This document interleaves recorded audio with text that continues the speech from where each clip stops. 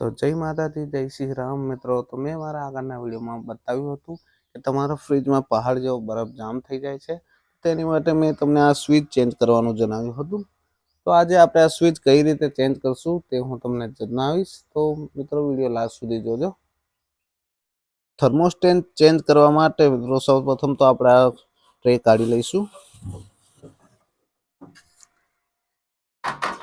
આ ટ્રે કાઢીને તમે જોઈ શકો છો કે આ ફ્રેમની આજુબાજુ બે સ્ક્રૂ જે આપેલા છે એ આપણે ખોલી લેવાના છે. સ્ક્રૂ ડ્રાઈવરથી આપણે આ બે સ્ક્રૂ ખોલી લઈશું.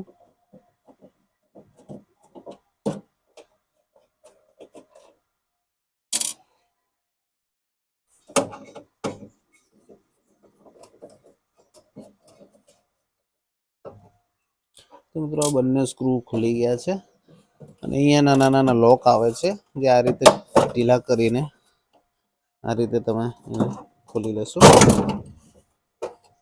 તમે જોઈ શકો છો કે આ ફ્રેમ આગળ નીકળી ગઈ છે. ત્યારબાદ અહીંયા જે સોકેટ આવે છે એ પણ આપણે ખોલી લેવાનું છે.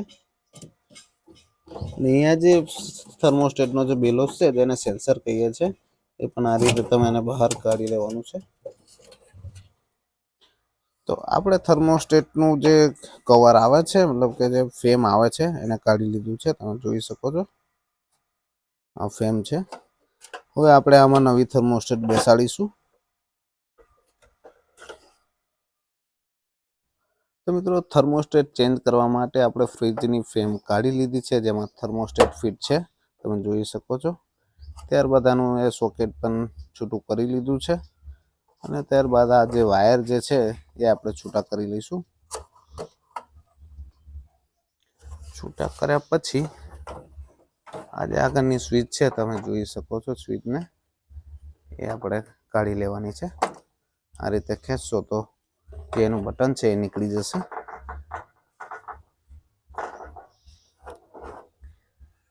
ત્યારબાદ આ જે અંદરનું સ્ક્રૂ અને વોશર જે છે એની જે નટ છે એને તમે પકડથી એકદમ સરળ રીતે ખેંચી શકો છો કે ઢીલી કરી શકો છો. તો આ રીતે આપણે એને ખોલી લઈશું.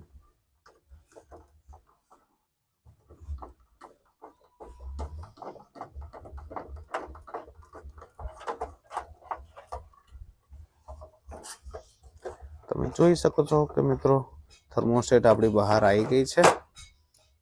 જે આપણી જૂની થર્મોસ્ટેટ હતી તે જેના કારણથી આપણા ફ્રીજમાં આઈસ જામતો હતો કે બરફ જામતો હતો, વધારે પડતો બરફ. જોઈ શકો છો ફ્રેમ છે.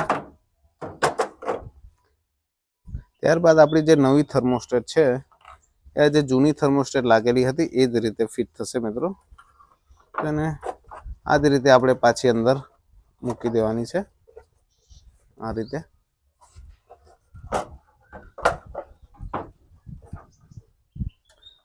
ત્યારબાદ આ અંદર વોશર અને નટ છે એને આપણે ચડાવી દઈશું.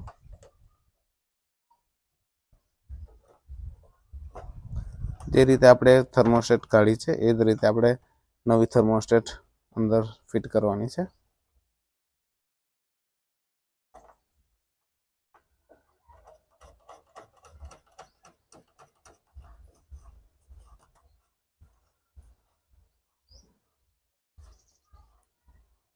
આ રીતે ફિટ કરી દઈશું.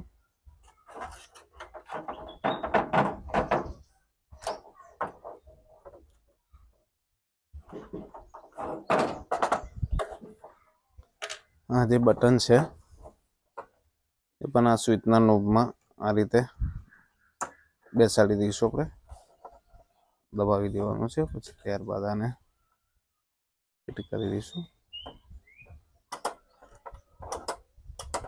ઓકે.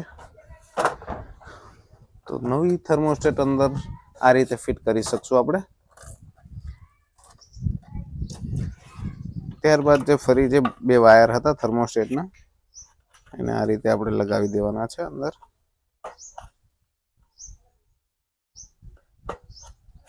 જે રીતે આપણે એને ખોલ્યા હતા બે વાયર જે છે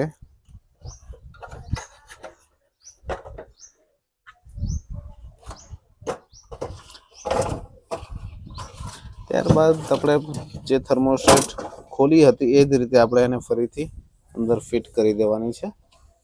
જે સોકેટ છે તમે જોઈ શકો છો, ફરી સોકેટમાં વાયર નાખી દેવાના છે.